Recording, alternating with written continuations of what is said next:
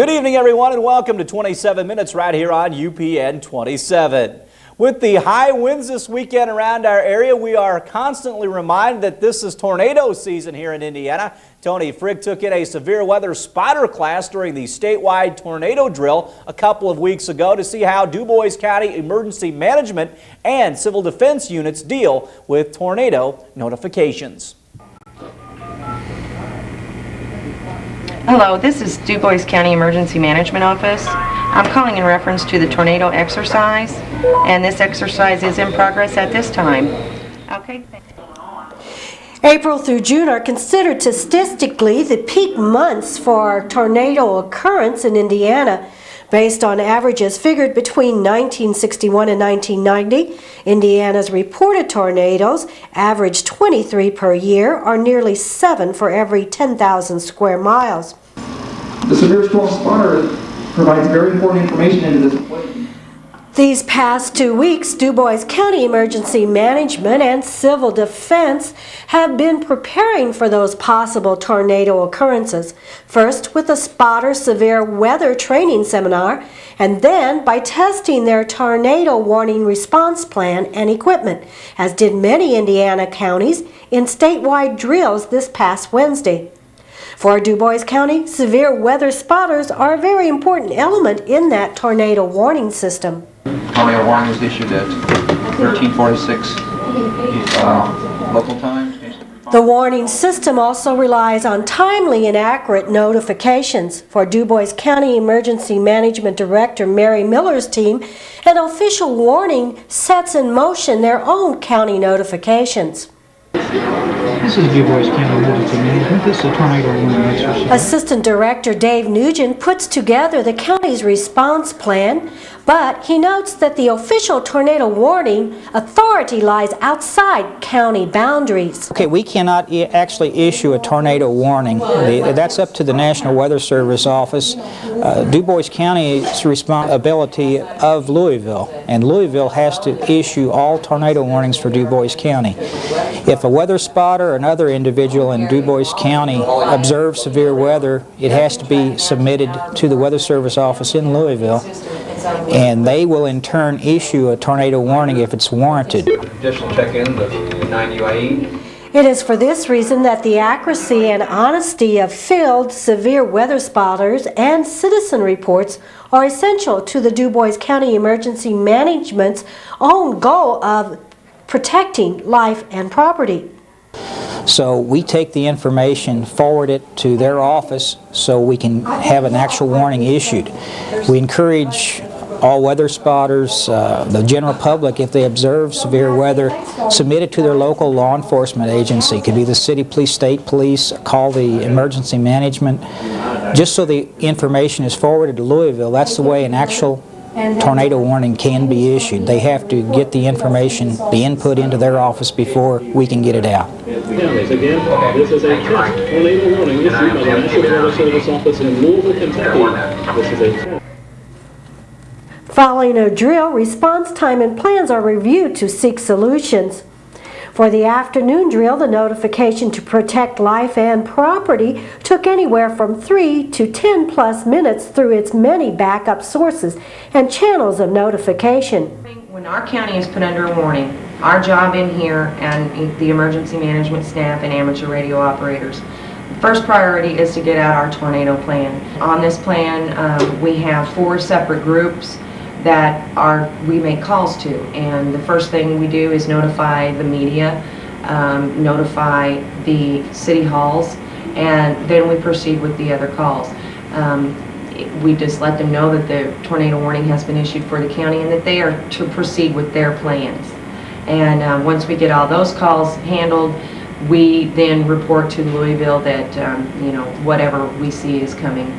Although the county's own emergency management team cannot issue an official warning, they can set safety precautions into motion with the assistance of reliable storm spotting information. Called in, since it was just a demonstration anyways, a drill. They just called in from wherever they're at, basically just to do a check-in. Normally during a Skywar net, we would have people that would actually go out in the field, weather spotters go out there and check to see what the weather conditions are actually happening out there and report back in again. That way we can basically track how the storm is doing, how it's progressing in that there toward us. If it starts to change direction, we can always reallocate the spotters to another new area to keep track of the storm. A lot of those people that do check in the nets primarily are wherever they're at. If they're at home, they'll check in and report conditions that are around their house. If they're out on the road, we have people check in that are out driving down, out mobile. They'll do check-ins to what it is while they're driving, stuff like that. But today was primarily just to try out the system, make sure our equipment was working properly. The Skywarn Net and severe weather spotters are the local eyes for the system. The average tornado moves from southwest to northeast, but tornadoes have been known to move in any direction. The average speed is 30 miles per hour, but vary from stationary to nearly 70 miles per hour. Getting details and quick reports is important. The local state police dispatcher or other dispatcher locally can put out an unconfirmed report of a tornado or something of that nature, unconfirmed report of a funnel aloft. This can be done, but it's not actually issuing a tornado warning. So that's the best we can do without having a tornado warning issued. We try to get the information out just as quickly as we can, but as far as the tornado warning, it'll have to be issued by Louisville before we can actually call it that. Tony Frick, TV 27 News. We will have more 27 minutes after this.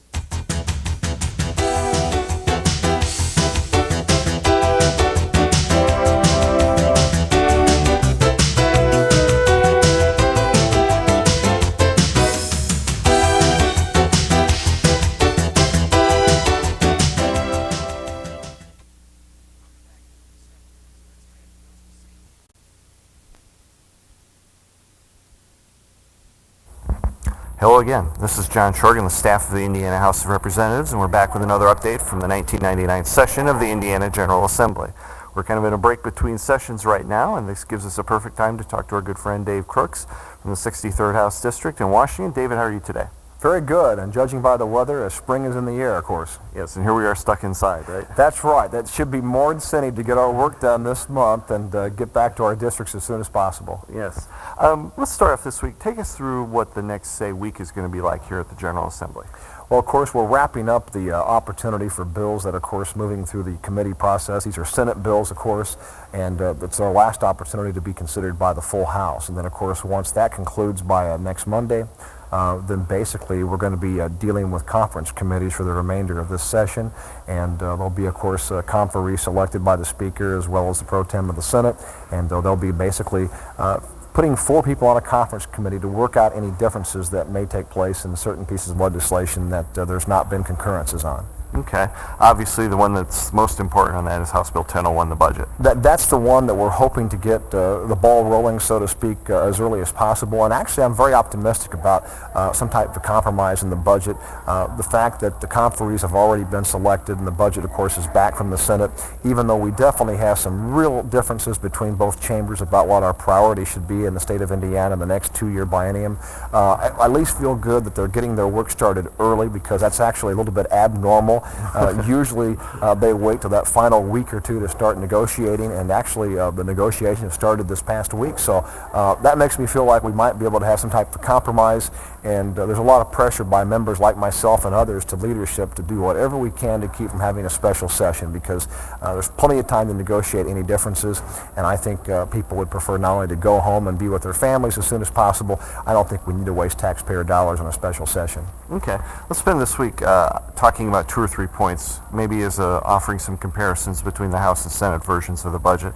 Obviously, the first that comes to mind is funding for schools. Tell us a little about that. Well, I believe the House version of House Bill 1001 is definitely more aggressive when it comes to funding public education.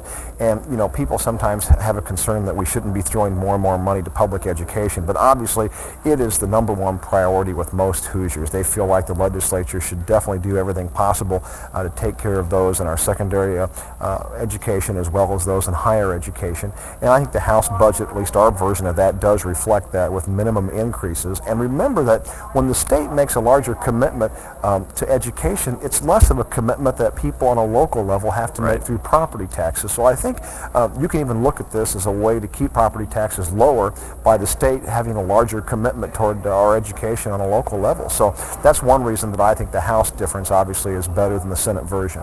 Okay, that leads us to welfare. Again, a huge difference. This is one of those areas where the difference is pretty well marked. This one really concerns me because the perception, of course, by a lot of people is that the Republican leadership in the Senate, they're much more conservative and they're going to be much more aggressive on tax relief. But so far, that has not been their posture, at least on looking at ways to reduce the amount of burden that property tax places on average Hoosiers. And House Democrats, of course, we pushed the House Bill 1001 out of our chamber and moved it to the Senate. And the proposal, basically, which the governor talked about in his State of the State address, would move county welfare funding off of the county tax rolls and move that to the state rolls where it really belongs. And for some reason, Senate leadership did not agree with that move. They've taken that $220 million tax break out each and every year out of that plan, and they seem to want to put most of the emphasis on inventory tax relief for everybody, which obviously the House has touched on this too. We'd like to give immediate reduction to those that do pay inventory tax. It'll affect almost 90% of farmers and businesses. They want to go much more further over a 10-year period by phasing it out completely by 10% each and every year. There's some merit to their plan, but I don't believe we should put all the tax relief on our largest corporations in the state of Indiana, and that's definitely where the direction that seems to me that their plan is heading at the moment. But certainly the fact that both sides seem to be moving towards something on inventory tax is a positive sign. You know, that is very positive, John, because the last 2 out of 3 years I have proposed a bill that would phase out the inventory taxes overall. There's been a lot of talk for years about, we should do this, but Governor O'Bannon really is the first governor to put this topic on the table for discussion, and his leadership obviously is a very important factor on whether or not we're going to see any type of serious reductions on the inventory tax during this long session. Okay. I can't help but notice you have a little button here. Maybe we can talk about that today as well. This past week, of course, there was a lot of attention being brought to the Interstate 69 project, which obviously affects southwestern Indiana. It's a proposed roadway that would connect Evansville to Indianapolis via Bloomington. Rodney Slater, who is the Transportation Secretary for the Clinton administration, was in town. He was honored here this week with not only a resolution that I helped co-author, but he basically spoke to the members of the House of Representatives about the importance of transportation and why we're doing a better job in bringing dollars back to states like Indiana. In past years, Indiana was only getting better than 70 cents on every dollar that we sent to the federal government in our gas tax, for instance, and now we're able to bring back as much as 90 cents, which is several extra $1 million per year to help on roads that we currently have, but even for roads that we're planning, such as I-69. He met with a group of people who, of course, are for the highway. He even met with a group of legislators and those that are against the highway, or at least the current route. And I think he not only came away with more knowledge about the feelings of Hoosiers on this important roadway, I think he's going to help communicate our concerns to the administration and do everything possible to help this project, because, I-69, at least in southwest Indiana, is one of those spokes that's missing from the transportation wheel in the state of Indiana. And there's no question in my mind that even though there will be some sacrifices made to build this road, I think it's good for the long-term future of not just our part of the state, but also the entire country. Our Secretary Slater talked about how when the interstate transportation system was laid out years ago, we were talking back in the Eisenhower administration, the whole concept was to link the East Coast with the West Coast, because that's the way, of course, we tried to have our business flow. But now that we have such a national and international need for our economy to not just reach Americans, but we've got Mexico and, of course, Canada. Canada, our #1 trading partner. Mexico will soon be our #2 trading partner. We need to now connect with the southern part of our country, and this corridor, of course, is a very important part of that overall plan, and that's why I believe we need it not just for the Hoosier state, but for the whole national economic plan as well. Okay, a couple of questions come to mind. The first is, there have been a couple of different routes that have been discussed. One, a more direct route through Bloomington. Right. Then there are also people who would prefer to see it go over to Terre Haute and then straight down.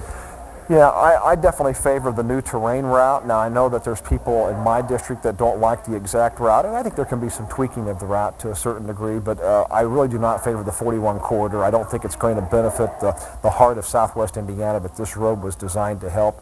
We've got some of the lowest incomes in the state of Indiana right in the heart of this proposed roadway, like in Greene County and Pike County and Martin County, counties that, of course, I represent. You've also got the Crane Naval Base, which obviously is the largest employer in southern Indiana, excluding Indiana University. And if we're going to keep that base off the government's BRAC list, which basically talks about scaling down and closing bases and consolidating those with others across the country, we need to have a way to get goods in and out of that facility. And I think this helps bring to the national government's attention how important that base is, and I think this is one way to keep that base even more valuable.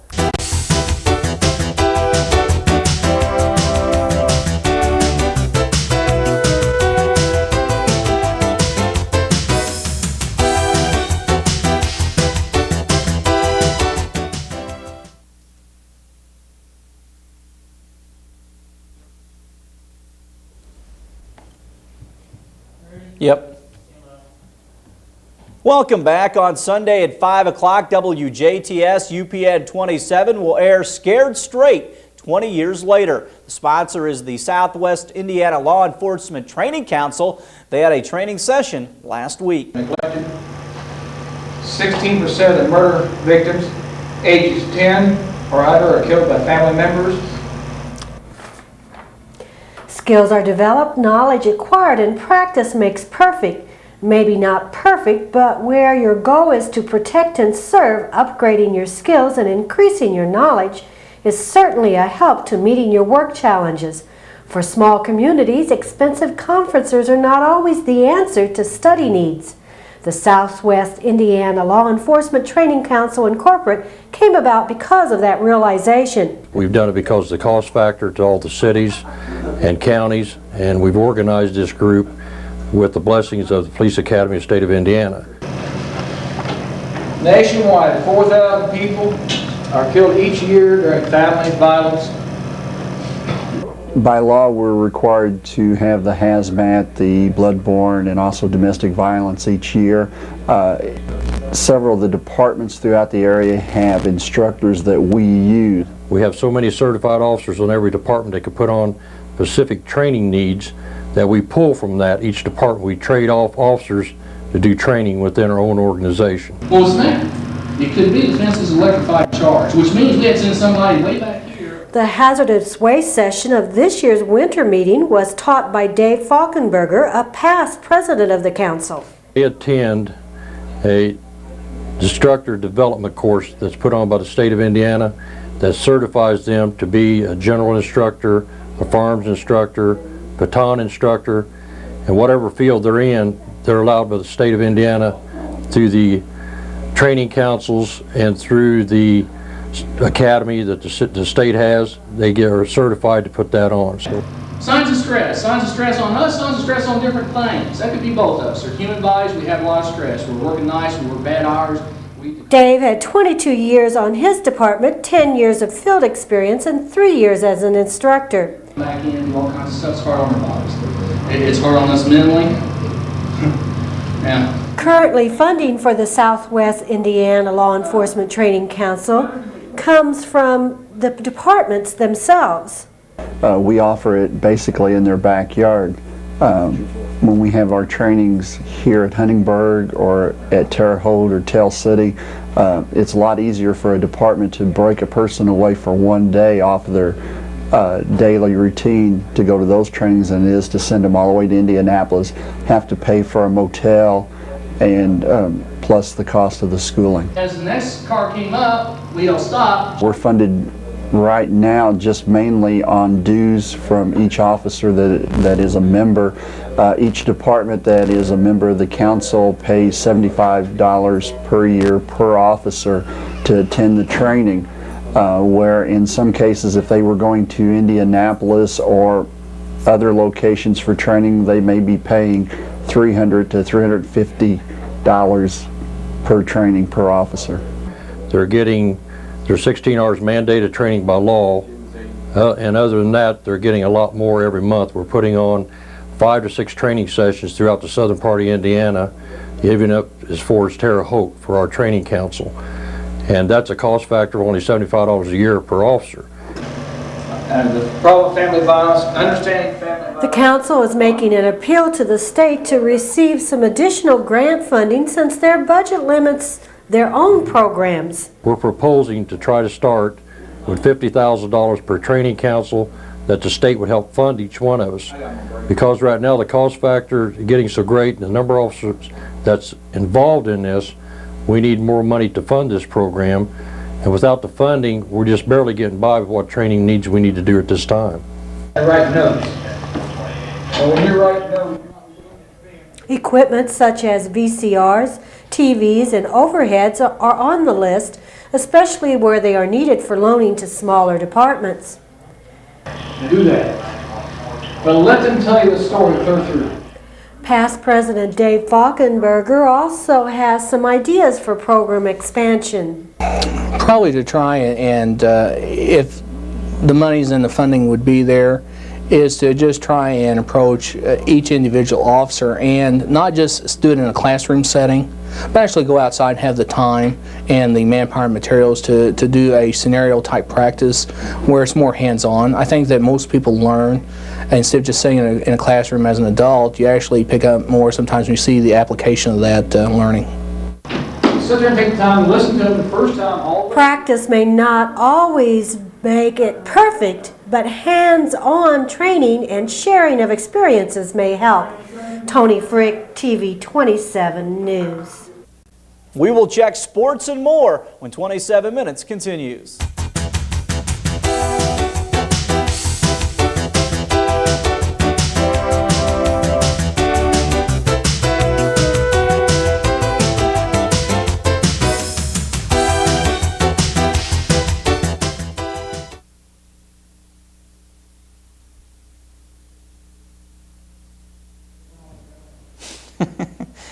You're gonna spank your monkey all day. Yep. It's now time for today's homeowner, brought to you by Kremp Lumber Company of Jasper.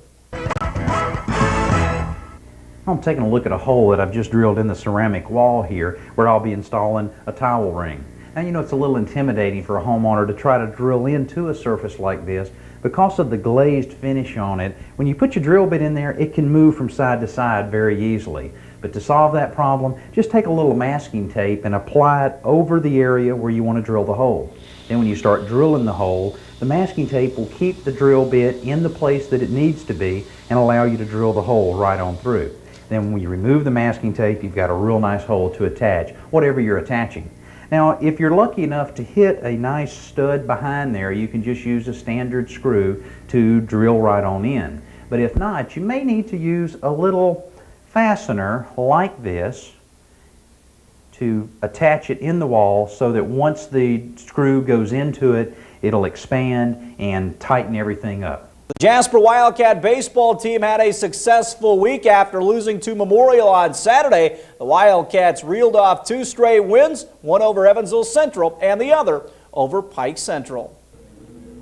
After losing to Memorial, the Wildcats came from behind twice from 3-run deficit to beat the Central Bears 9-6. Central took a 3-0 lead after 1 against Jasper starter Scott Braun. Jasper got 1 back in the second as Ross Sheeter drove in a run with a double to left field. Jasper tied it in the third as Jimmy Corbin and Matt Kiefer scored runs. Central went back up top 6-3 in the fourth. They put 4 hits on the board, including a 2 RBI single by Jason Barrett, the Central center fielder. It was 6-3 until the 5th when the Cats scored 1 run. Jasper made it 6-5 in the 6th inning as Joe Kress scored on an error by the shortstop. The Wildcats trailed 6-5 going into the top of the 7th inning. Ross Sheeter came home on a wild pitch to tie the score at 6 apiece. Joe Kress then gave the Wildcats a 7-6 lead when he tripled home Phil Schwank, who singled earlier. Jasper added some insurance when Matt Kiefer singled home 2. Phil Schwank pitched the last 3 innings to record the win on the mound. Jimmy Corbin had 2 hits for the Wildcats. Once again, the final score from Central, Jasper 9 and the Bears 6. Jasper and Pike Central met on a rainy night at Rooksor Field, and it was all Wildcats as they shut down the Chargers 9-0. Jasper hit Pike Central starter Josh McDonald with 4 in the first as Matt Kiefer singled home Joe Kress before Scott Braun plated Jimmy Corbin and Kiefer with a 2 RBI single to left field. Jasper added to their scoring in the second as Braun once again singled to drive Kress and Phil Rue in. Ross Sheeter also drove in a run in the frame for the Wildcats to make it a 7-0 ball game after 2 innings of play. Jasper rounded out their scoring in the fourth as Jimmy Corbin led the inning off with his first home run of the season, a towering blast to dead center field. Later on in the inning, Scott Braun collected his 3rd hit and 5th RBI of the game to make it 9-0 Wildcats. That's how the game ended as Matt Kiefer, making his first pitching appearance of the spring, spun a complete game 3-hitter with 6 strikeouts. Once again, Jasper 9, Pike Central nothing. The Wildcats will play Indianapolis Chittard in their traditional doubleheader tomorrow at Rooksor Field. The first pitch for those 2 games, 1 o'clock. You can see these games Sunday at 1 right here on UPN 27. Also coming up, the Jasper High School boys and girls golf teams will hold a fundraiser scramble next Sunday, April 25th at 1 o'clock at the Jasper Municipal Golf Course. It will be a shotgun start at 1 o'clock. The proceeds will benefit the Jasper High School boys and girls golf team as well as the junior high program. There will be a net and gross divisions. Cost per player is $40 per person, which includes green fees, cart lunch, and prizes. Call 482-4600 for more information or to enter. This will do it for 27 minutes this week here on UPN 27. I'm Kurt Gutgsell. Have a great weekend.